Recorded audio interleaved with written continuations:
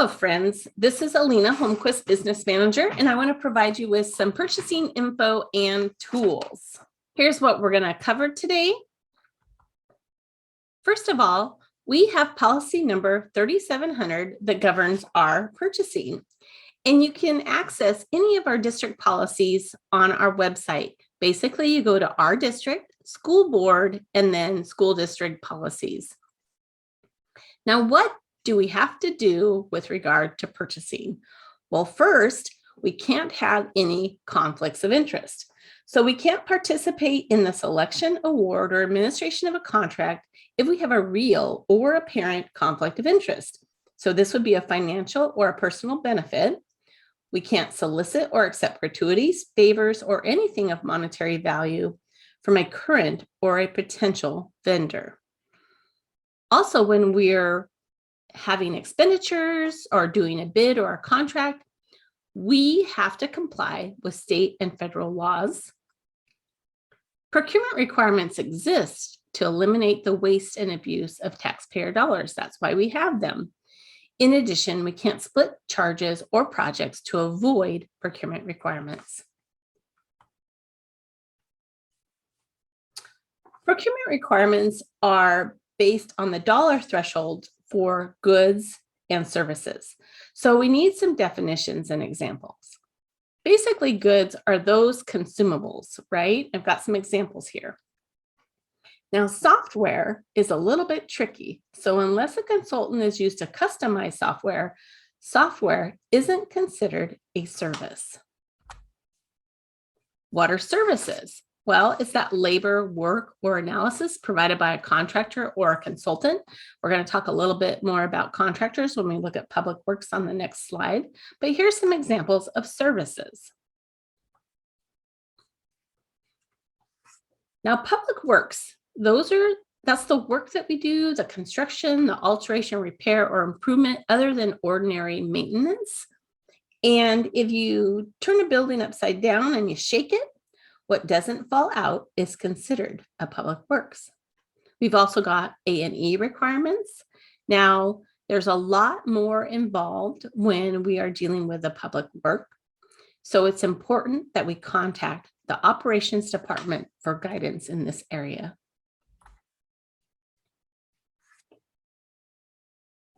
This is a grid to help explain the procurement requirements that we have when we're using state or local dollars for purchases. Now, we do not have procurement requirements for books or services when we're using state or local dollars for purchases. What do we mean by books? Well, those are textbooks, curriculum, and instructional resources. And instructional resources are things like assessment tests, software, magazines, subscriptions, or kits used in lieu of workbooks. So what is this little matrix telling us? Well, it's telling us that we're purchasing goods and refer to the definitions that we covered. Under $40,000, we really don't have to do anything.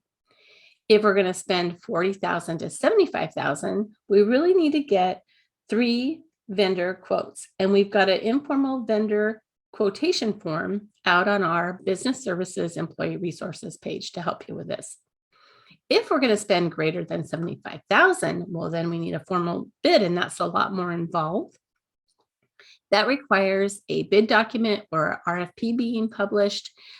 We will get proposals or bid proposals, and we need to evaluate those to pick the best one. We need to take a contract to the board for their approval. We're going to sign a contract with the vendor before we make any purchases.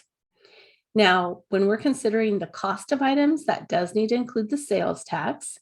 And the auditors are going to look at the annual amount across the district, the annual amount for like-kind items. So if we estimate or anticipate that we're going to exceed one of these thresholds, then especially the bid threshold, then we have to act accordingly. And this can get complicated because we're a large district, and you can imagine if teaching and learning is going to spend $60,000 on computers, and then maybe the high school is going to spend $70,000 on computers.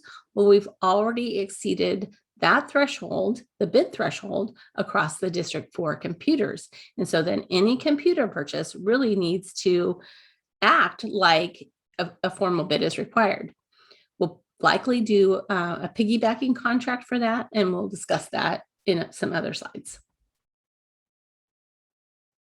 We're going to talk about federal procurement. So if you don't work with federal grant funds, please do skip forward to piggybacking. So not all requirements are the same, and there are definitely more requirements when using federal funds. Under federal procurement, we're required to use the more restrictive federal regulation, state law, or local policy for expenditures, and we must apply thresholds to the entire purchase involving any federal funds. For example, if we were going to purchase $100,000 worth of goods, and we were going to pay for that with $5,000 of federal money and $95,000 of state and local funds, well, we'd have to use the $100,000 threshold to decide what we do. So in this situation, we'd look down, and under goods, anything over $100,000 would require a formal bid. So this matrix is a lot like what we saw for state and local government.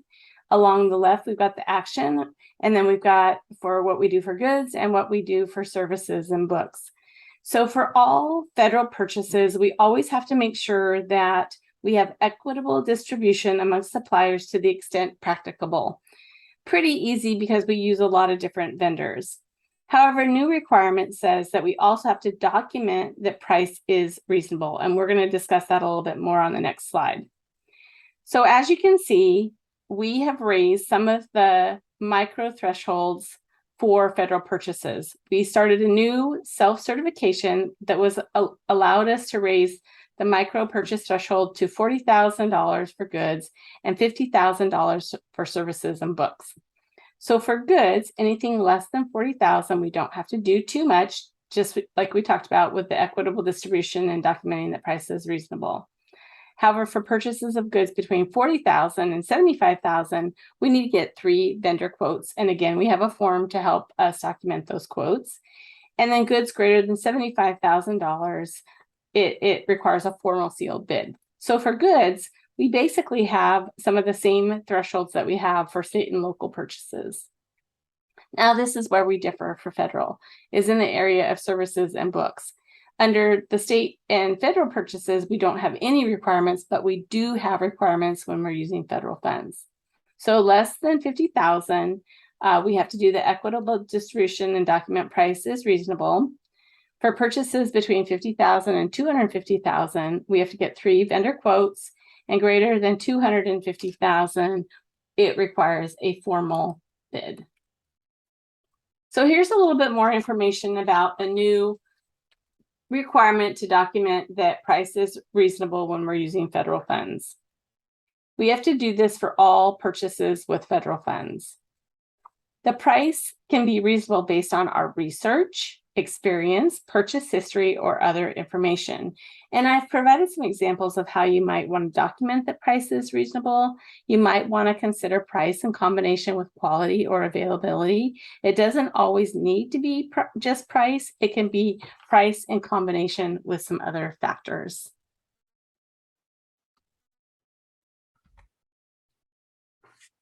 So many strings attached to the federal dollars, which is why we want to highlight this.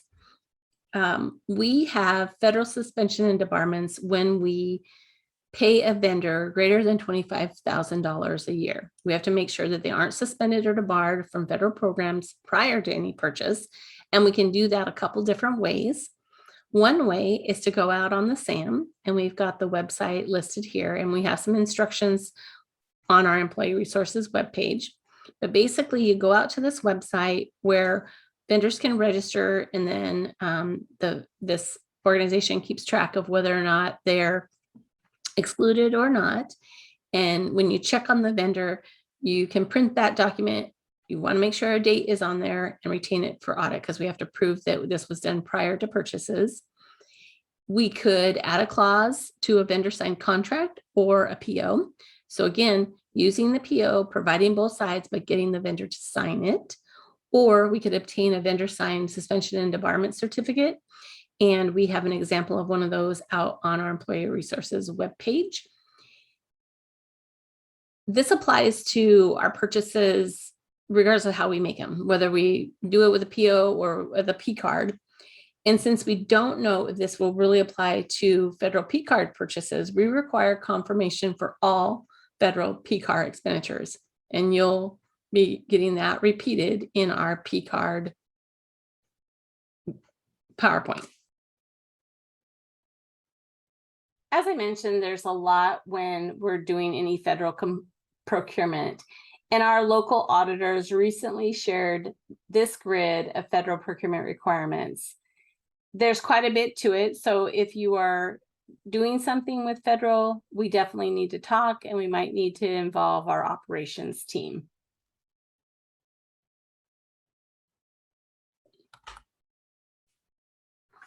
There are also federal contract provisions, and there are a lot of them. I'm just showing you a few of the common ones. Basically, we have to have provisions that, what are we going to do if the contractor violates the terms? And then we want the out that we can terminate for cause or convenience, reminding us that we have suspension and debarment requirements. And then if we're going to have a larger federal contract, we have some anti-lobbying language and certifications that we need. Piggybacking. Now we can use piggybacking regardless of the source of the purchase. So regardless if we're using, say, local funds or federal funds, we can do piggybacking. The feds actually encourage and authorize this as an economical and reasonable alternative to competitive procurement. So basically, in lieu of 3 quotes or a formal bid, we're going to rely on the bid awards and contracts of others. Now, we've already vetted some contracts for piggybacking for our tech contracts, and we have an approved tech contracts list. You need access to that, contact me. But basically, we have to complete a piggybacking checklist prior to any purchase if we're going to go this route. We're going to find an interlocal agreement or a purchasing cooperative that we have a relationship with, and we have to show what that relationship is.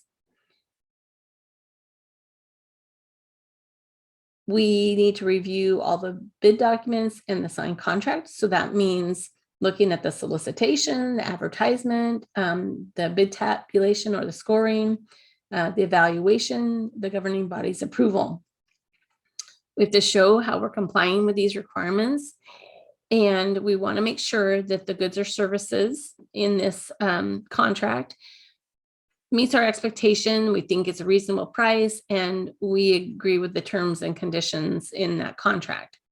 Now, as we're making purchases, we want to make sure that the vendor is quoting this contract that we've already vetted, and we want to make sure that the price and the other elements are matching that contract.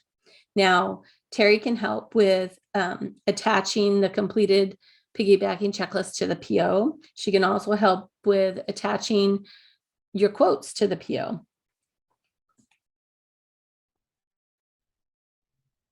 Other exceptions to 3 vendor quotes or formal bid might be sole source and emergency situations. These should really be rare exceptions. So a sole source means that purchases are clearly and legitimately limited to a single or sole source of supply. To take advantage of this, we need to complete a sole source form prior to any purchase, and that form is out on the Employee Resources website.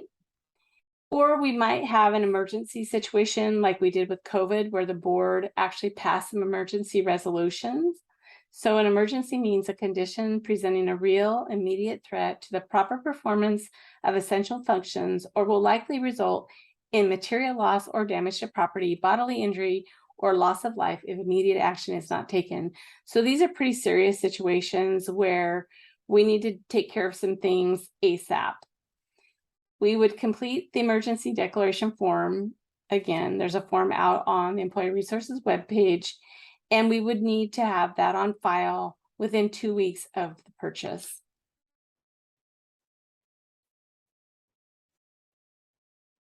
So I've mentioned it several times, but I don't want you to forget about our employee resources webpage. You can get to it by going to Departments, Business Services, and Employee Resources. There is a whole section for purchasing. We have a nice one-page procurement requirement matrix that goes through some of these thresholds and when you do what.